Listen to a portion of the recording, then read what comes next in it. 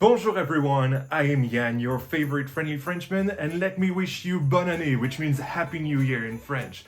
To mark the occasion, I have several questions for a New Year Q&A, and I hope you guys will like this because we have some pretty good questions today. I have my Mac right there with the whole script, and yeah, we have some pretty exciting questions, so why don't we start right away? Our first question comes from Dragonborn McQueen, and he asks, what was the first roller coaster you rode and what were your thoughts or memories of it?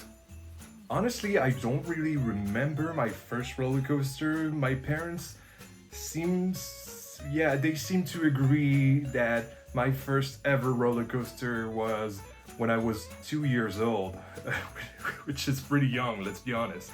It was when I was 2 years old. And they usually tell me that it was Big Thunder Mountain at Disneyland Paris, which is actually a really big roller coaster for a 2-year-old, you know. So yeah, that was my first. As for what were my thoughts, because I was really young and I honestly do not remember it, but it paved the way for, you know, the love of theme parks and roller coasters as a whole, I would guess. I bathed in this environment for, well, a long time, 20 years old actually. And so yeah, actually, I wouldn't know because I was so young, but usually my father, when we come off the attraction, when we go, because we go like since COVID, we haven't really been together. We've been only once together in August of 2022.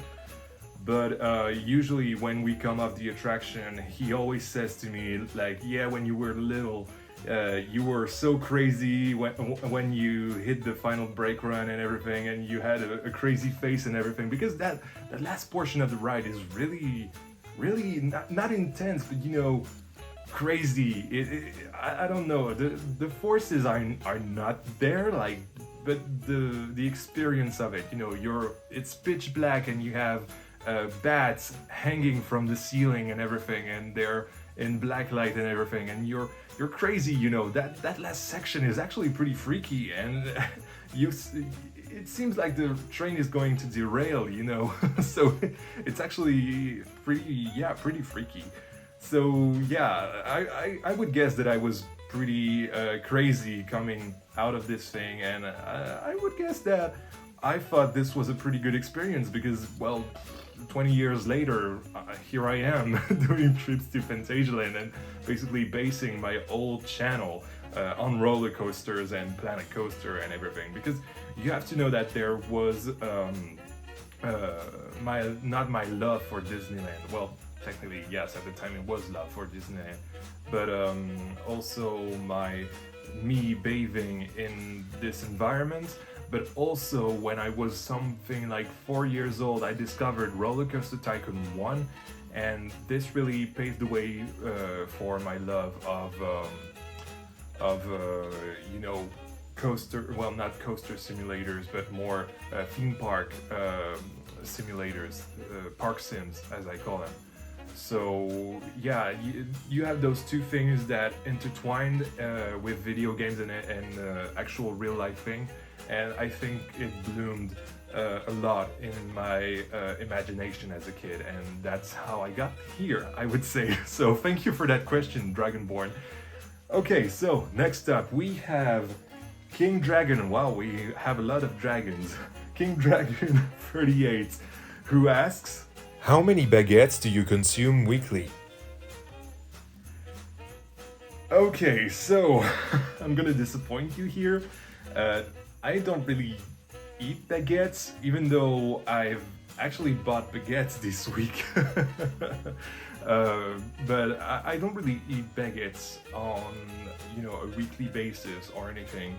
Especially because it is white bread, so my mom, because I'm still living with my mom at the time of recording this, but my mom doesn't really like, you know, white bread. She likes things with cereal in it and those sort of really fancy bread types, I guess. And so I eat that with, for example, my tomatoes and salad and vinegar and everything.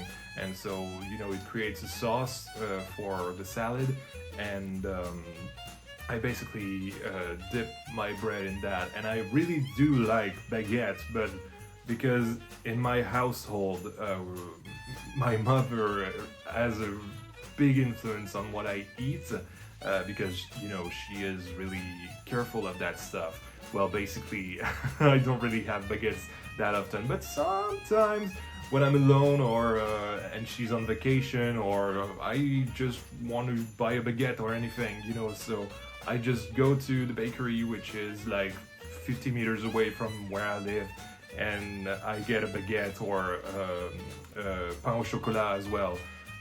Well, not pain au chocolat. Some people actually in France call that chocolatine. And so basically chocolatine and pain au chocolat are the same thing, but it's depending on what region you're from, you're gonna call oh my god you're gonna call it one name or the other. And it's actually a really funny war between the south of France and the north of France, and I'm from the north of France, so I've been used to calling it pain au chocolat, but I like, if you want to call it chocolatine, it's okay, it's alright, I'm not gonna be fighting you for it, I don't care, it's just good for the belly. And some croissant as well, I really like some croissant. Like when I was at Fantasyland, I used to I think I got 2 or 3 croissants. Oh my god, that was a really American pronunciation of croissant. What is going on? Yann is really struggling between the French accent and the English accent. But yeah, anyway, that was a way too long of an answer for a question about baguette. But yeah, that was my answer for your question, King Dragon.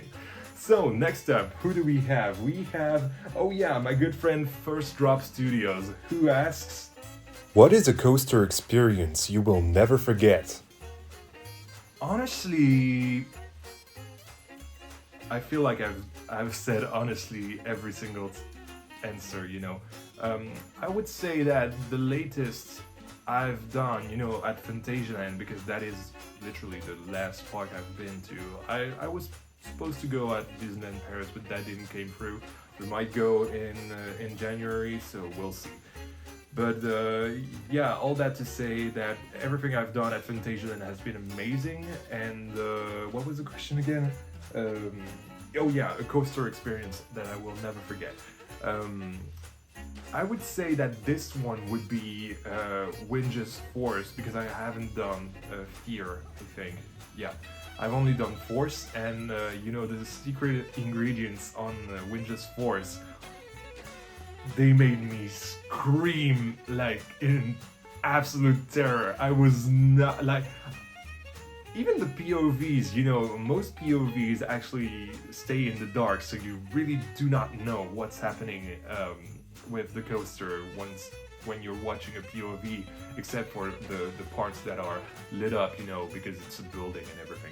Anyway, the point is, the dark ride sections of Winges, you actually do not realize what is going on POVs, and I was so surprised every time. So yeah, I'm not gonna spoil that for you, because if you haven't been to Fantasyland, this is something that will totally surprise you as it did to me. And I'm actually really eager to go back and ride Winge's Fear next year. Yeah, because I want to go at Fantasyland again.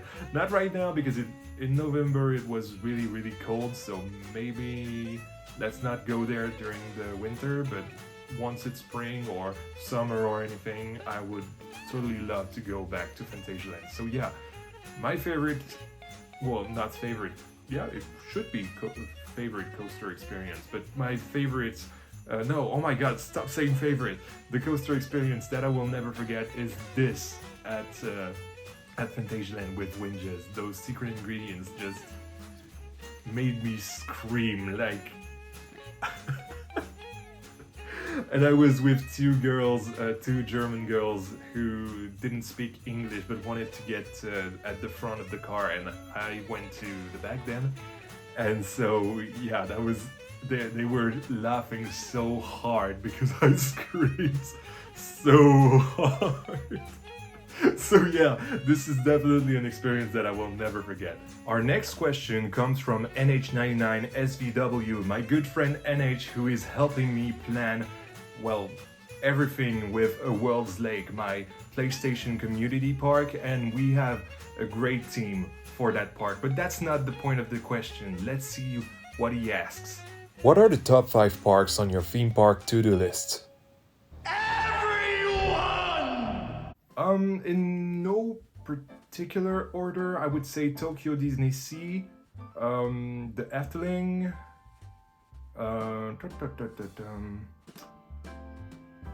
Alden Towers as well, Busch Gardens Tampa, and this last one might actually surprise you, but that would be Parc Astérix, I would say.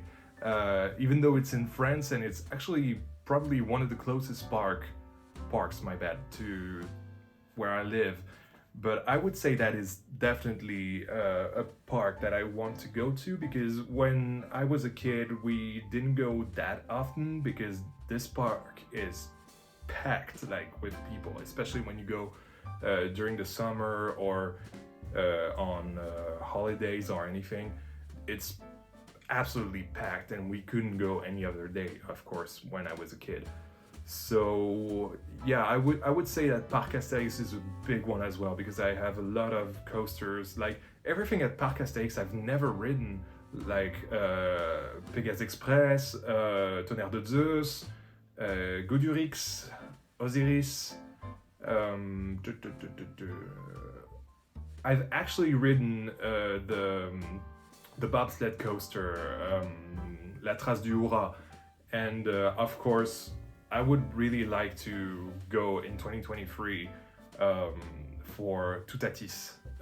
So yeah, and we actually might do a Baguette Brigade meetup for the channel in 2023. So at Parc Astérix, well, that's not here, but I don't know what I'm doing.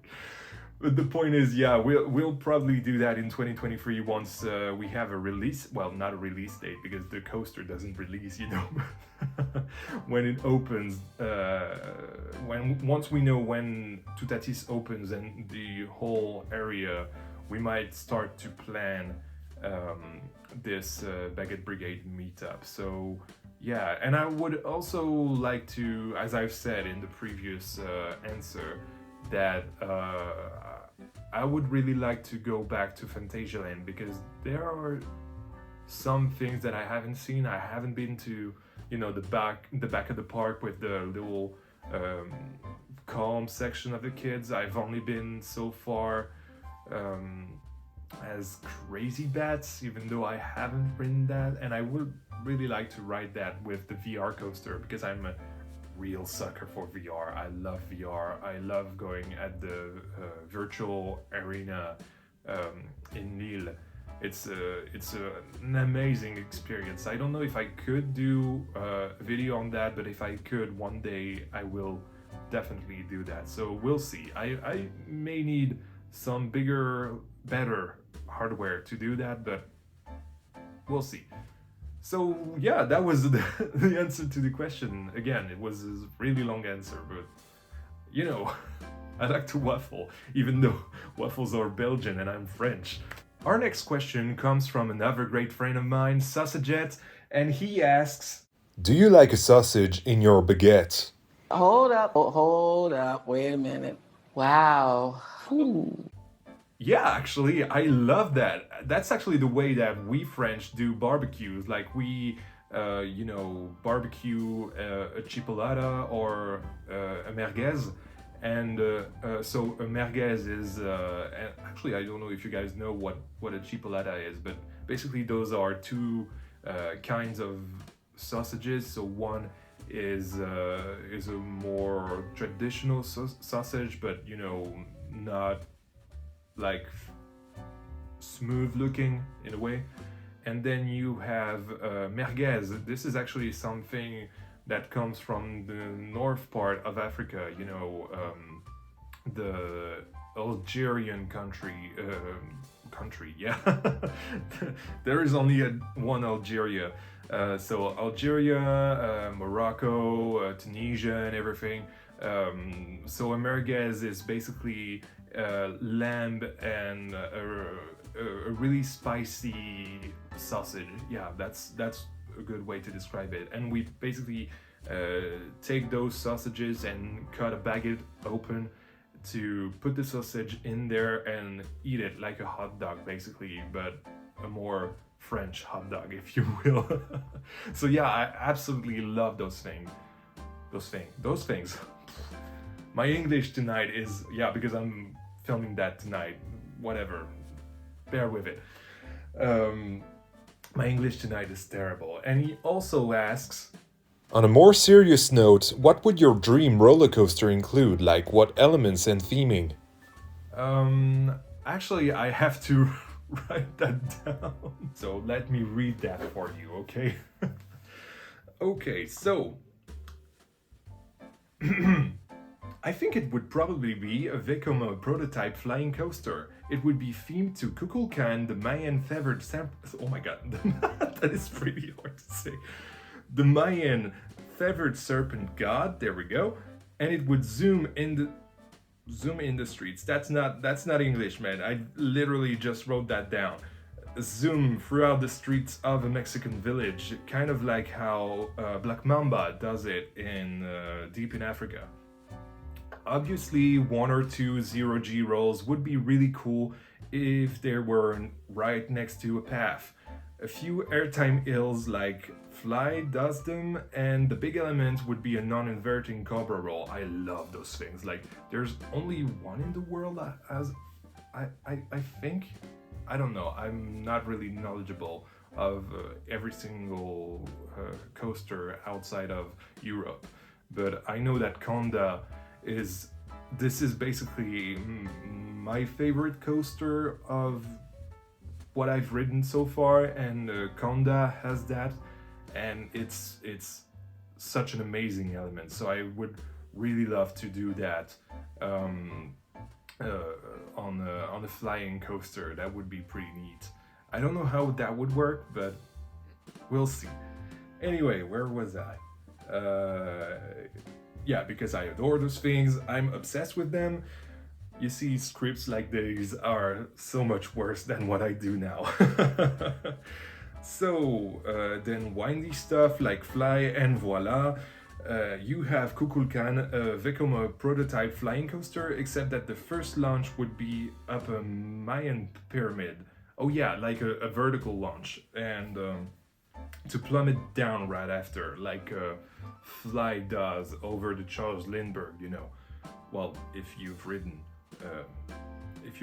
it, you know. But I don't think I've really shown you that, but basically the second launch of Fly, if you go back to the vlog back in November, the second launch of Fly basically ends in a vertical launch and is a really great airtime above the Charles Lindbergh, and it was a pretty good experience actually. And the more I think about Fly, the more I love it, and actually I would probably love it more than Terran, but I've only ridden Terran once. All the more reason to go back to Fantasyland. So yeah, this is your answer, Sausagettes. And next up, we have Mr. Antonio, my good friend again. There are so many friends in these questions, like, come on guys, I love you. But anyway, Mr. Antonio asks, If you had one shot, one opportunity... No, that's not it. If you had the ability to forget an entire movie, series, or game and watch or play it again for the first time, what would it be? I mean, we all know the answer to that one. Especially you, because you're a friend and I've like recommended this to you a long time, and you've actually started playing it. I don't know if you've gone further than a few hours in. You will have to let me know on Discord, but yeah, this is definitely Outer Wilds. You guys know that I love Outer Wilds. This is the best game I've ever played, and the problem with Outer Wilds is the gameplay is centered around the fact that you don't really level up, you only gain knowledge of everything that's been going on around you, and the more you know about the world of Outer Wilds, the more you can experience things, and the more you will basically, the closer you will be to the end of the game, to beating the game. And I think that this kind of design in games are bad for replayability, let's be honest. I totally agree on that. But it's an experience. It's rewarding. It's actually really emotional and really exciting, and addictive as well, to continue on a path that you've started to explore and find like 3 other things that actually wasn't the thing you were looking for. But that's exploration at its finest, and it's no violence at all. It's just pure gameplay of the mind, and I love every single game that basically attempt to do that, and I think there will never be anything close to what I've experienced in Outer Wilds. I'm actually getting really emotional saying this, but yeah, I don't think there will ever be something as good as Outer Wilds in my life, because Outer Wilds was really something that absolutely changed the way I looked at things and the way I experienced life as well. So yeah, you can say that this is a pretty big influence on my life, let's be honest. Next up, we have another good friend of mine, or actually, are we friends? I'm obviously talking about Albriss. So let's see what his question is. If you were the great and amazing Albriss, what question would you ask Yann for his New Year Q&A? What is your park of the year? Not Black Citadel.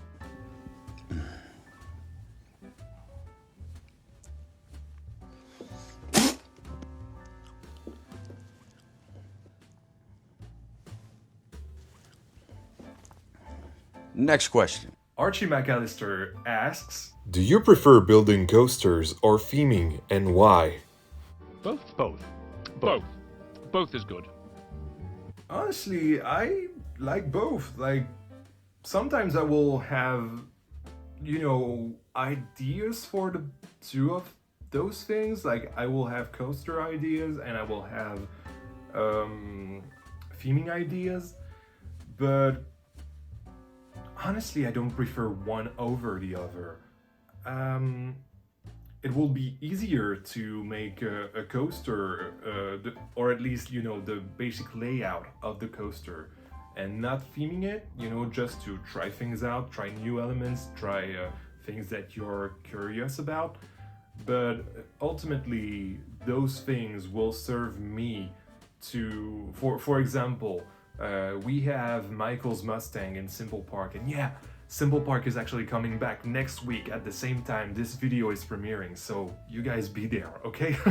Because it's gonna be exciting, and at the end of January, you guys will get the park. Yes, and the park tour. Isn't that exciting? It is for me. It is really exciting. I'm actually building things for the 14th episode, and the park tour will be the 15th episode, so I pretty much know what is going on with the whole park, and I can tell you this is gonna be really exciting. But back to the question.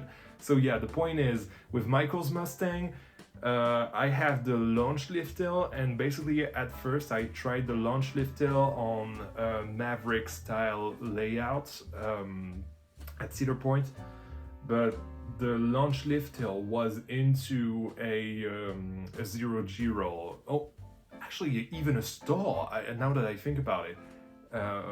I think I had 2 iterations. The first one was a 0G roll and then a stall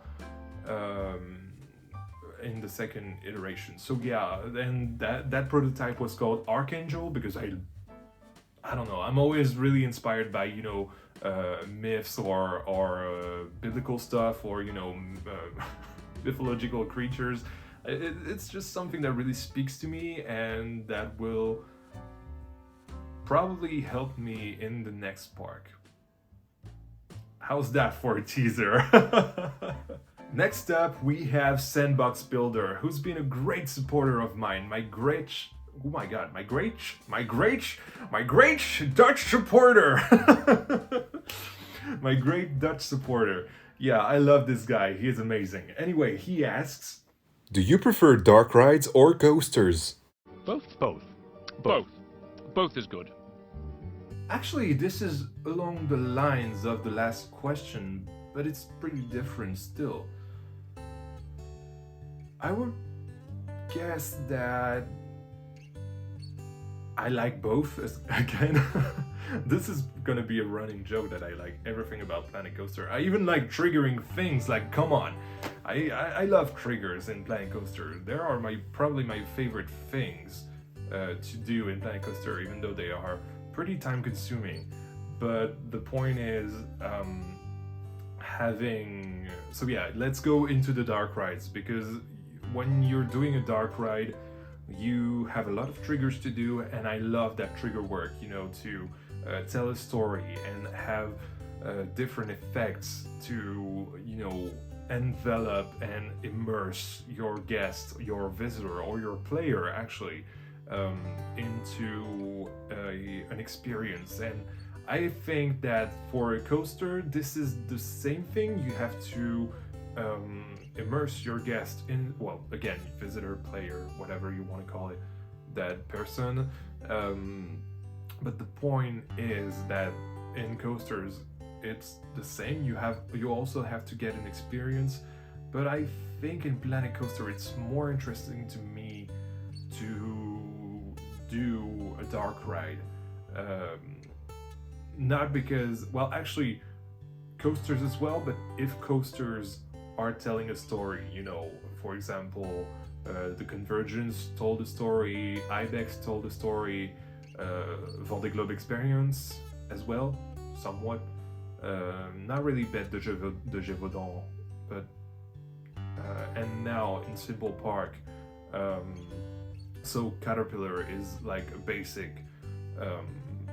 junior coaster, but it tells a story. It tells the story of the park in a way. And then you have Michael's Mustang. Technically, it tells a story with that horse, that Mustang, running away from the ranch, and coming back and doing those, hopping over the obstacles. And then we have the Mine Train. And I can't say anything about the Mine Train yet because you guys haven't seen what I've done with the Mine Train, but the Mine Train has a really big experience factor to it, so you guys will have to see that next week and the week after. So I can't tell you anything about that. I almost did. So yeah, you have tools at your disposal, and in my opinions,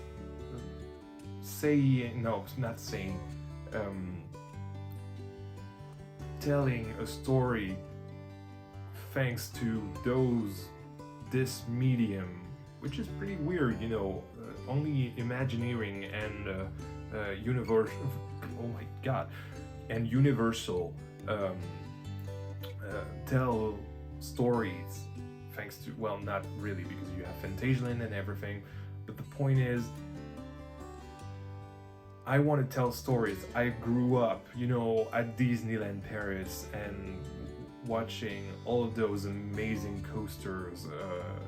For example, Space Mountain, before it was Hyperspace Mountain, RIP.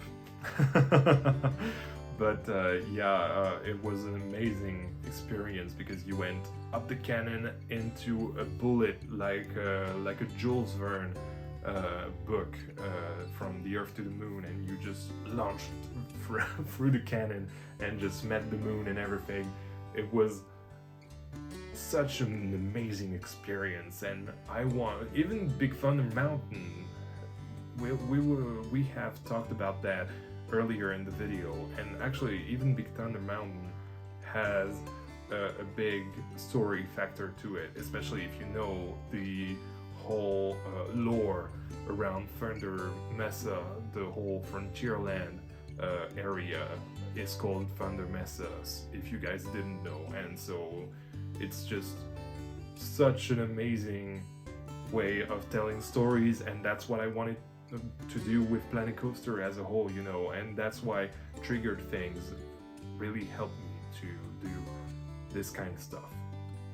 So, to answer your question, I wouldn't say that I like one over the other, because I can tell stories with both of those, I would say that dark rides are easier to tell stories with because they're so slow and you can really play with the pacing a lot. There are also a few other types of attraction, like the robotic arm. I would really like to experience with that, do little experiments here and there, probably in the next park as well. But yeah, there are a lot of mediums to tell stories in Planet Coaster, and I really intend to use those to their full capacity, because I've been only tempering a little bit with smaller scale stories. Even though Simple Park, especially with that dark ride coming in episode 14, is going to be really heavily themed and immersive and story driven, even though it wasn't at first. But yeah, it's pretty much every attraction is an experience like that. So yeah, this is, I don't like one over the other, but as long as oh my god, as long as it is an experience like Fly at Fantasyland, like Terran, like Winges as well, or even Mouse au Chocolat, or Ratatouille. Ratatouille is a great dark ride. It's an amazing dark ride. As long as it is an experience, a complete package, I'm okay with that. Like, I'm not really a fan of, big coasters that don't really have any theming, any stories to them. So yeah, as long as it is an experience, I like them both equally. But if it's bland, I don't like it. If it's not trying to be a theme park, I don't like that. So yeah, that's my answer. And Sandbox also asks, what type of themed area do you like the most? Pirate, fantasy, western, etc.? Man, that's a really hard one, because I think the limit is your imagination, let's be honest. So I would guess that I have I think I like the steampunk theme a lot, like Rookburg, of course, and also at Tokyo Disney Sea there is Mystery Island. I'm not sure that's how it's called, but you guys, with Journey to the Center of the Earth and 20,000 Leagues Under the Sea, like, that's what was supposed to be in the place of what we have for Discoveryland at Disneyland Paris. So yeah, I would have loved if that's what would have been at Disneyland Paris, but yeah, though that steampunk theme is really something that I really go back to a lot, but this is pretty hard to pull off. Even though I would love to do a steampunk thing at one point in Planet Coaster, so I think I will have to go with our theme for the community park, which is World's Fair, because World's Fair is amazing. It's basically a really broad theme, but also a theme that really respects the cultures that it is trying to portray. For example, I'm in charge of the French pavilion and, not really pavilion area, whatever you want to call it, and in a World's Lake, and it's just amazing to know that you can do so many different things in with such a small theme, you know, and try different influences like Asian influences, Arabic influences, or Scandinavian influences, or English influences, German, whatever. You know, you can do a whole lot with only one theme, and that's why I think it's a pretty cool thing that we got to play with the World's Fair theme in a World Sleigh. So obviously after Simple Park is done, this will go full steam ahead. So right now you don't really have seen anything more, but the project is obviously ongoing. I'm not showing you anything yet, but we have an entrance, a beautiful, like probably the best entrance on console made by NH99, and if that is the start of our park, then our park is going to be amazing, I'm telling you this. So yeah, I would go with the World's Fair. Oh my god, the World's Fair theme. Yeah, that is a mouthful. Orca has a really good question. How many times can you fit the letter F into your title? Can you do more than Favourite Friendly Frenchman? I will have to read this one. Your favorite fiendishly foul, fully flying, friendly French folly fuck. This is really going to be fun to edit, I'm gonna tell you that. Oh my god.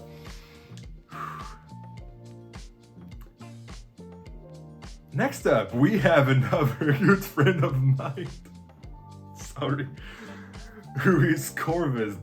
Corvus actually has submitted 2 different questions, and this is his first question. So let's see what he asks. If you could create and own your own theme park in real life, where would it be and what attractions would it have? That's not a hard question. Well, first of all, as for the place it would be set in, we near Douai, which is where I live in France, in northern France.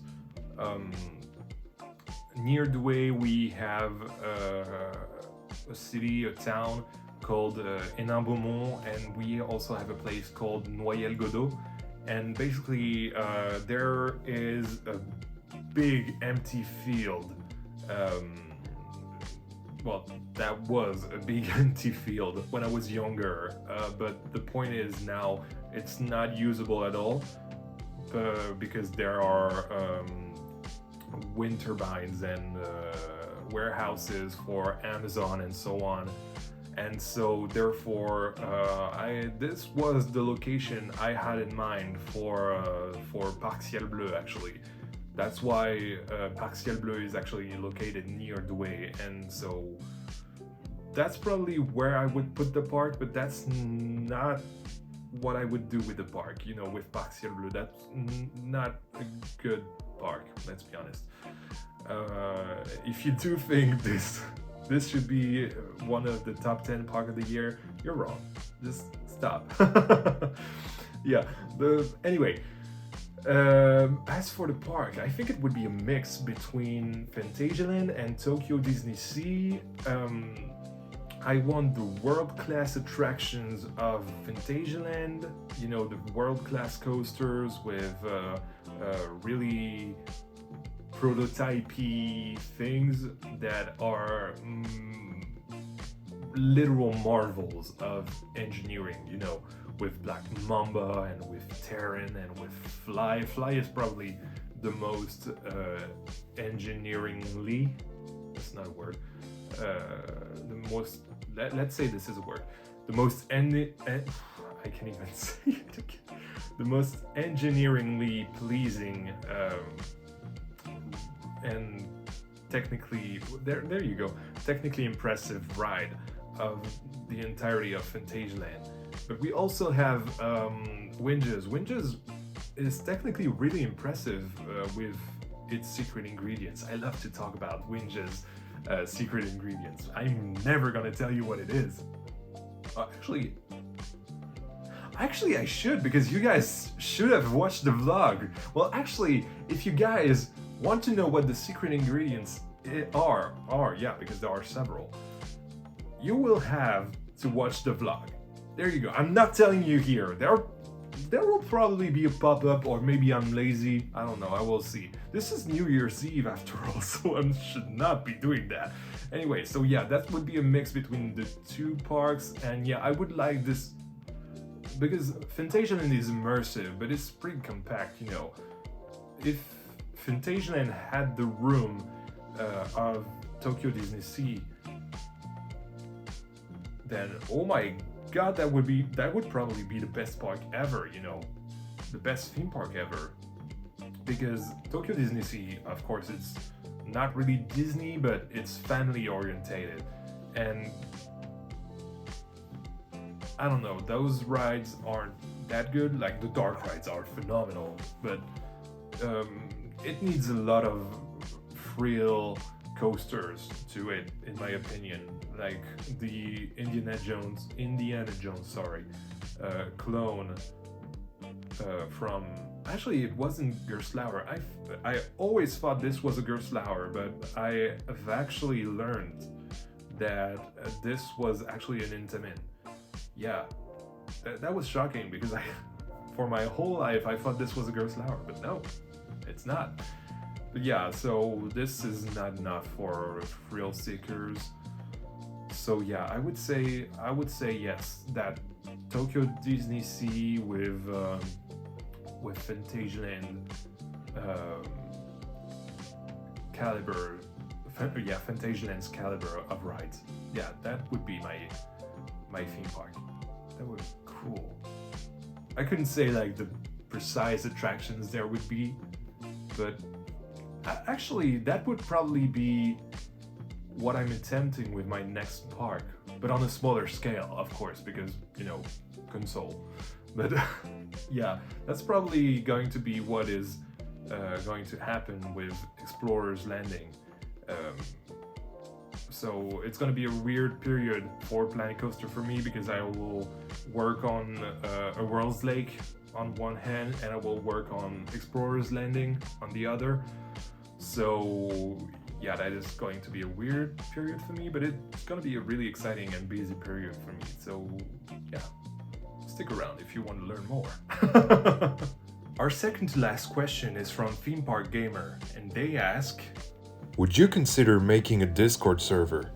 I actually do have one, but the thing is, at first it was in early access since, what, the 29th of November, something like this.